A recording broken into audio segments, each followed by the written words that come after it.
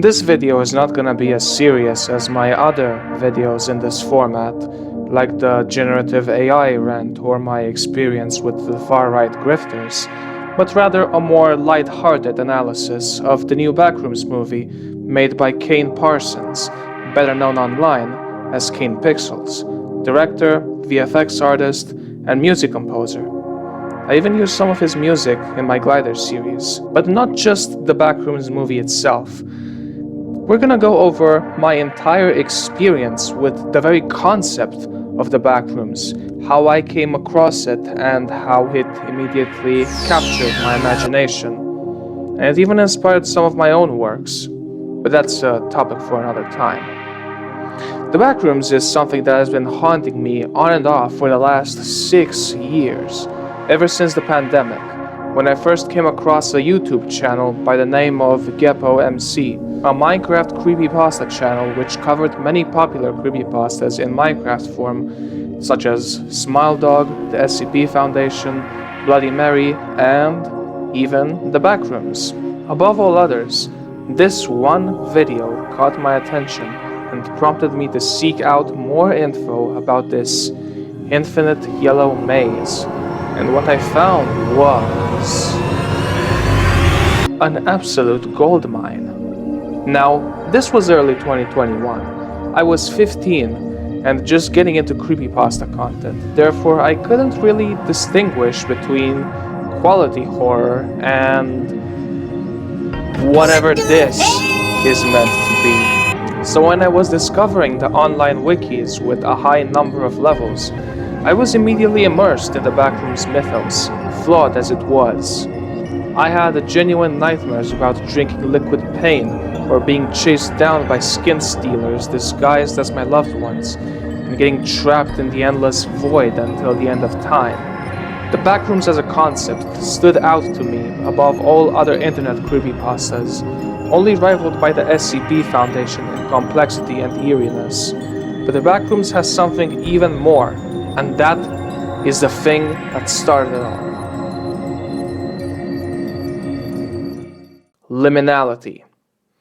At its very core, the original 4chan post, the photo, and the short text embody one of modern humanity's biggest dilemmas. How can there be an empty office building spanning 600 million square miles? That's like 3 times the surface of the Earth, with no other people in sight, and potential hazards after every corner. How would anyone survive such an experience? That's the neat thing. You don't. At least your mind wouldn't. Just with what is known as level 0 alone, your mind would slowly crumble and turn against you. You'd start to wish there would be a monster around the corner, ready to put you out of your misery, as that would be preferable to dying from starvation or dehydration over the span of days. And when I saw all the new levels that were being added, I was ecstatic. I was infatuated with the pipe corridors of level 2, the impenetrable darkness of level 6, the dead ocean of level 7, and so on and so forth. But there were many who disliked this new idea of levels and adding entities to a space that should be horrific just through its sheer infinite existence in a hypothetical reality which disrupts our perception of how the world should work. A liminal space is, by definition, a place not meant to be dwelled in. It's a transitional medium between point A and point B. Such places include airports, train stations, hotel hallways, but also a house you just moved in before bringing any baggages and settling in. Such places aren't meant to be remembered. They don't impart any sentimental values by themselves, but rather the person sitting in that liminal space can attribute an emotion to such a space. For example, one could associate an airport with an upcoming holiday they are hyped for. Therefore, any airport can be thought of in that light, even if they intrinsically aren't an integral part of the destination or the departure point. However, liminal spaces online have a core trait that differentiates them from what we often see in our day-to-day lives. These spaces are empty. devoid of all human activity, like a school in the middle of the night. No one is supposed to be there. You're not supposed to be there, and yet you are seeing this. You're seeing a place that should be full of other people, teachers and students walking down the hallway. But no one is there, and this can induce a form of fear, as you know you are not meant to see a place like this. That kind of fear is a foundation for the Backrooms, an endless labyrinth of yellow walls, a moist carpet, and a humbuzz of fluorescent lights, which that last thing alone would drive me insane. Humans are social creatures. We have a built-in need to be around others, ever since our species lived in caves, as being alone back then was a death sentence, as there was no one to help you defend yourself from hostile wildlife or environmental hazards. But in a group, you'd stand a much higher chance to come out on top, generally speaking. This has determined our human psyche to associate social bonds with safety and comfort, and being alone is generally feared, even if one cannot always explain why. When I was 5, I had a dream in which my entire family moved out of my home, but I was left behind. Yeah, Home Alone reference, even though I hadn't seen the movie yet. And I don't remember many details of it, but I remember the utter dread and paralyzing fear that I experienced that night, as my instincts were telling me I was in danger, but I was never able to properly grasp it. This is the fear that the Backrooms expertly uses to draw you in, to get you invested, and I wasn't the only one. On January 7th, 2022, a video was published on YouTube, titled The Backrooms, Found Footage, by Kane Pixels, a guy about the same age as me, and the video immediately blew up, getting tens of millions of views. He would then go on to make another 21 videos in the series, and would even direct the movie that's come out recently.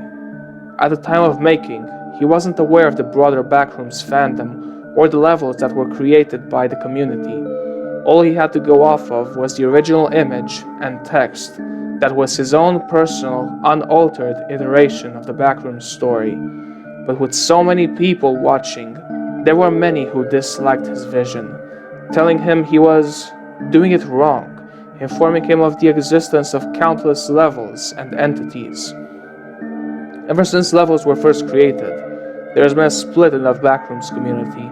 Some argued in favor of levels, others saw it as taking away from the original horror of the empty office building, and this split grew even larger with the popularization of the Backrooms, thanks to Kane Pixels, as it was no longer just a niche internet creepypasta, but a fully fledged cultural phenomenon, thanks to which we got in a movie this year.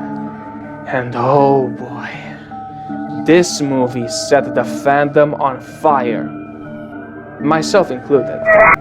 After 2022, I started to drift away from the Backrooms. I wasn't aware of Kane Pixels' series. I know, how could I miss it? I'm just as shocked as you are. And I had grown somewhat tired of all the countless additions to the levels, some of which were just plain jokes, and not funny ones. So until a few months ago, I just moved on to other stuff. We don't talk about it. But then, March 31st, 2026, the Backrooms official trailer dropped, and I and many others were hyped. My passion for the infinite liminal space had been rekindled. I once again looked upon the wikis to see what was changed. They are much more moderated now than in 2021, shocker. Except for the free-writing wikis, which can contain some genuinely spooky shit alongside... yeah. But more importantly, I finally watched Kane Pixels' series, and boy did it not disappoint. Obvious spoiler warnings from here on out for the YouTube series and the movie. I highly recommend you check them out for yourself. Sure, it's a different canon. There are no levels, no familiar entities. Only 2 non-human beings were shown throughout, the bacteria monster and the still life. What I found most intriguing, however, was the human aspect of it all. or rather, the consequences of unchecked capitalism and consumerism. We'll get to that. Async is a company in the Kane Pixels timeline, based in Southern California, which used to produce MRI machines, but all that changed in April 1988 when the vice director, Ivan Beck, conducted a series of experiments involving magnetic distortion systems. I know, very fitting for the MRI domain. To open portals to other dimensions, justifying it to the US government by stating that they wish to solve all future storage and housing issues. They conducted a series of 6 experiments, the third one documented as a failure, and the 6th was a success, opening the threshold, a portal into the Backrooms. But it's theorized that this caused the 1989 Southern California earthquake, killing 63 people. That being said, they may have been the lucky ones, as they did not have to experience the liminal hell of the newly opened Backrooms, as the threshold wasn't the only gateway. Portals started opening up all over the US, sucking in a series of people, spiking missing people stats, including the 3 people in the found footage videos. Speaking of which, in the first found footage video, the year was shown as 1991, but the description of the video says it was found in 1996, which could mean the camera no-clipped back into reality 5 years into the future. This whole time travel theory was even further confirmed in Backrooms' informational video, in which async researcher called Peter Tench got separated from his group, and we later find out he was transported 2 months into the future, a future in which he was presumed dead. This caused him to go insane and run back into the complex right before Async was scheduled to release him, and went on to shoot another researcher who stumbled into him, getting himself killed later on as well. Or rather, that is the async version of events. That's what we were presented in Backrooms Damage Control, a very telling title. Peter's death is framed as an accident, where he fell and hit his head on a large rock, which sounds suspiciously similar to a masked assassination carried out by an authoritarian state. But no, this is a corporation, funded by a democratic government, on paper at least. How does anyone believe this? Does anyone actually fall for it? Or is Async just that powerful that they can threaten their employees into silence and lack of questioning, knowing they would be next? These are questions Kane Pixels smartly doesn't answer, keeping the mystery afloat, painting Async in a suspicious light, but never outright showing their true nature.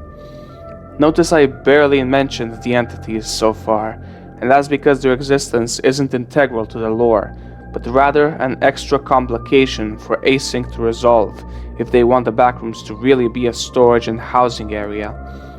After all, you can't exactly store and bring people into an area with dangerous predators, on top of the time-distorting properties and the mutated bacteria that can decompose a corpse selectively, as shown in Missing Persons and Autopsy Report. However, this still doesn't stop portals from opening throughout the nation, out of anyone's control, trapping countless unassuming people. The most disturbing one to me is found footage number 3, as it's a 45-minute video, out of which 40 are spent wandering the complex. Along the way, the cameraman, named Robbie, encounters the second entity, the Still Life, a portrait of Mao Zedong, for some reason, and the Red City. But this all culminates when he stumbles into someone else's home. The person in question has no idea what is going on and assumes he is being robbed, but Robbie cannot see him anywhere, nor can the other man see Robbie. The scene ends with the man presumably encountering a Backrooms entity in his own home and interrupting the discussion with Robbie, leaving him alone. Again.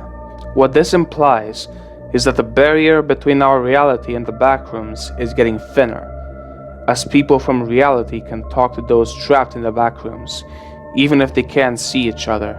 On top of that, at the beginning of the video, just before Robbie falls into the backrooms, he sees a broken window in the area he starts exploring. But the broken glass isn't shown, meaning we don't know whether or not someone broke in or out of the basement.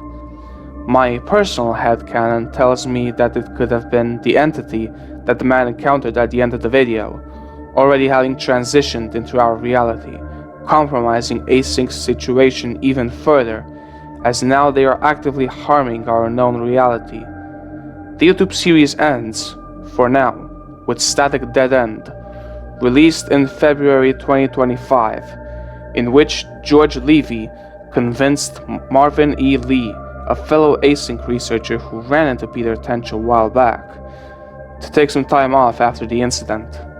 At the very end, we see George filming in a room with multiple objects phased into the floor and walls, indicating the sinister nature of this place. Also, if we look at the date provided, May 29th, I wonder what this date could possibly signify.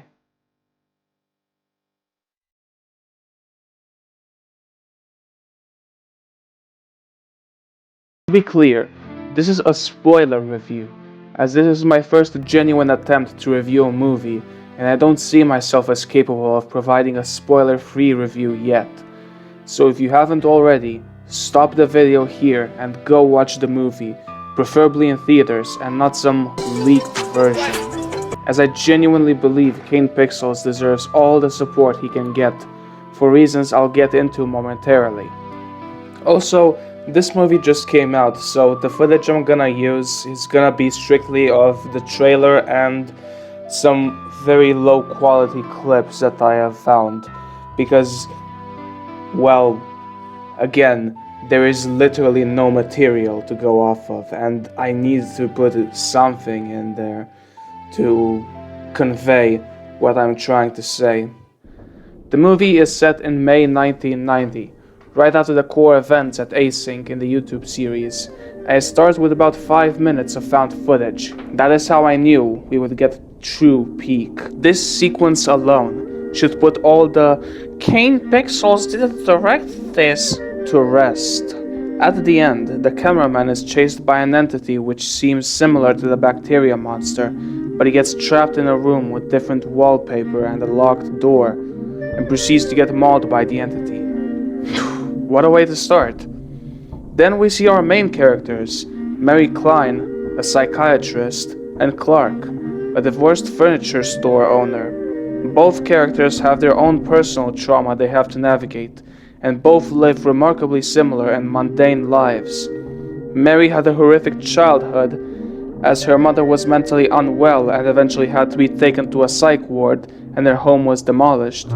And all Mary has to remember of her childhood is a rock with a handprint carved into it. She tries to bury this trauma by selling a therapy book and exploring others' traumas, and that brings us to Clark, who we don't get any explicit flashbacks for, but we're told his story through a therapy session with Mary. He says it's in his nature to ruin everything and everyone he is around, and gives an example of how breaking a glass led to his divorce, as he verbally abused his wife. After the divorce, she kept the house and Clark moved into his Captain Clark Ottoman Empire store, where he would get little to no customers and had 2 employees we know of, Bobby and Kat. At night, he sleeps in a bed placed in the store, but one night, he starts to experience electrical abnormalities all throughout the store. He calls a technician who finds 3 switches placed randomly that don't connect to anything, as if they were just slammed there by someone who had no idea how a light switch works. The following night, he experiences even worse disturbances, which lead him to the basement, where he enters it to see a bunch of furniture thrown into a pile, some of it glued to each other. After exploring for a while, he hears a bunch of sounds that you definitely wouldn't want to hear in this context, and he runs for the exit, but not before...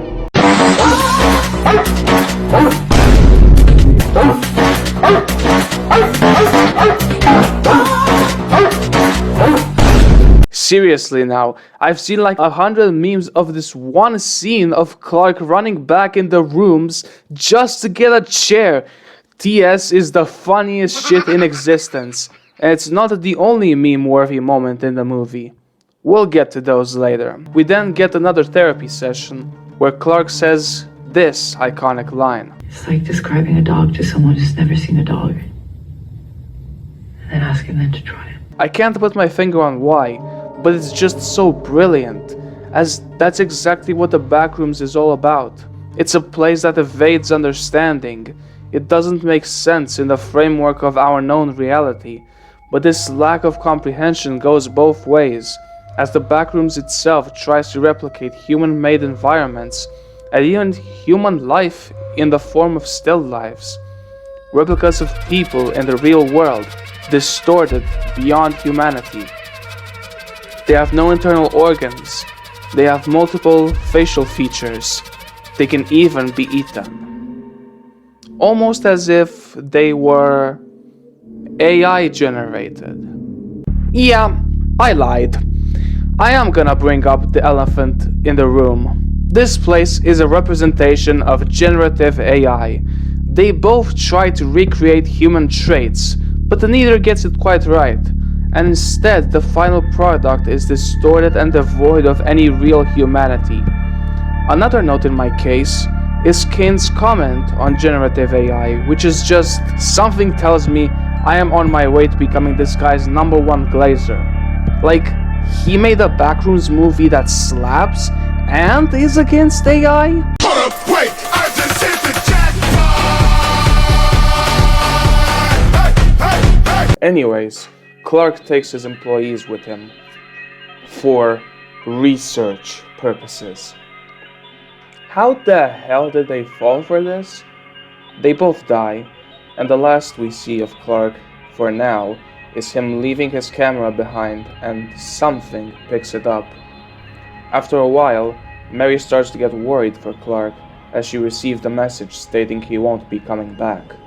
She goes to the Ottoman Empire store, and she too stumbles into the gateway to the Backrooms, and she proceeds to enter.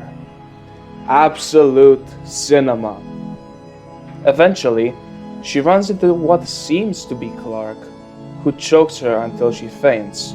Pause. She wakes up tied to a chair. I swear, Clark must have some sort of obsession with any and all chairs that exist, where we see the aforementioned still lives, including a woman who resembles Clark's ex-wife. He then proceeds to assault and start to eat one of them, but it remains completely motionless. He forces Mary to redo the earlier roleplay session we saw at the beginning. She's having none of it. She realizes what he meant when he said he's built to destroy things. But then, Clark's ex-wife runs away. And a new presence makes its appearance. A true menace.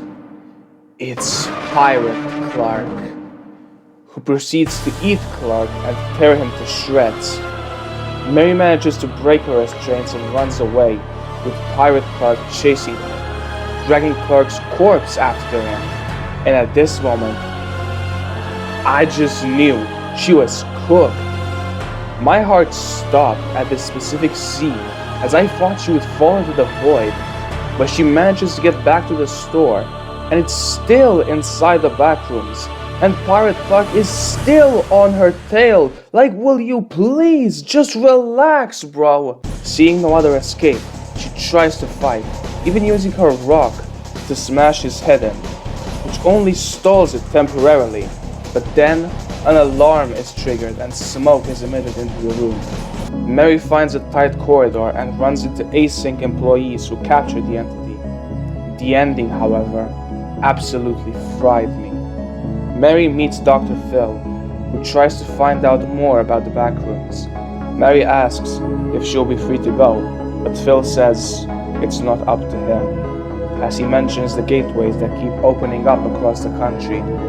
Then the talking starts fading out, and we see multiple areas we saw before in the movie, but with a yellow wall backdrop to them, and even missing posters of Bobby and Kat. Notice there isn't any for Clark. And the very last scene, Mary's still life, sitting in the chair, cut to black. This movie was absolute peak. Not flawless, as I kinda wanted more character development for Mary, but word on the street is that the sequel is already being planned, and honestly, I can't wait to see it. This movie was huge. On its opening weekend, it grossed $118 million worldwide, outgrossing Disney's new Star Wars movie at the box office. A huge win for Kane Parsons. But with this came a lot of hate from the usual complaints that it didn't include levels and entities, all the way up to a news outlet outright doxing Kane's home address.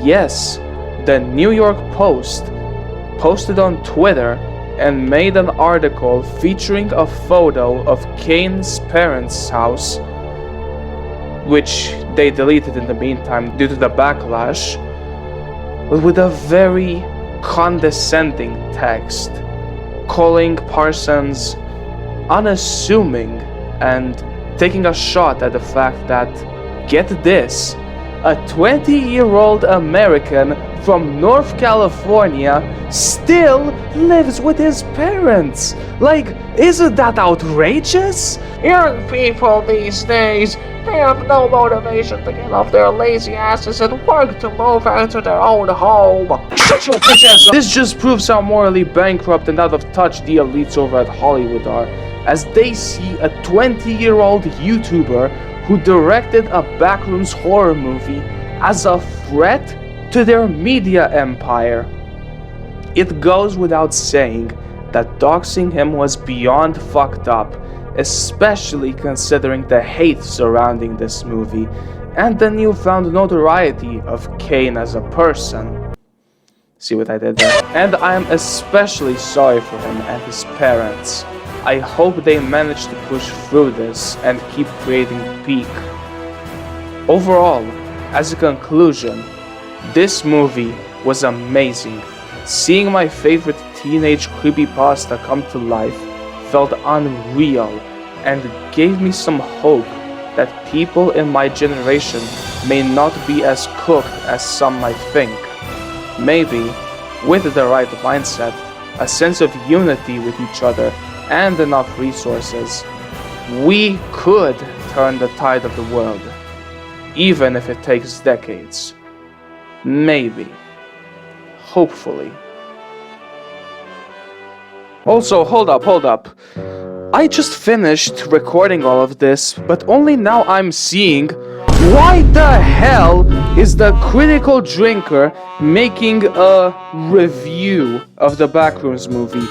Dude can literally not stop LARPing. Oh well, I guess I'm gonna have a bunch of content for upcoming days. Well, I would if I didn't have a truckload of episodes. So expect my upload schedule to be slightly less than usual. Well, that's not saying much since my upload schedule as a whole is very inconsistent, to say the very least.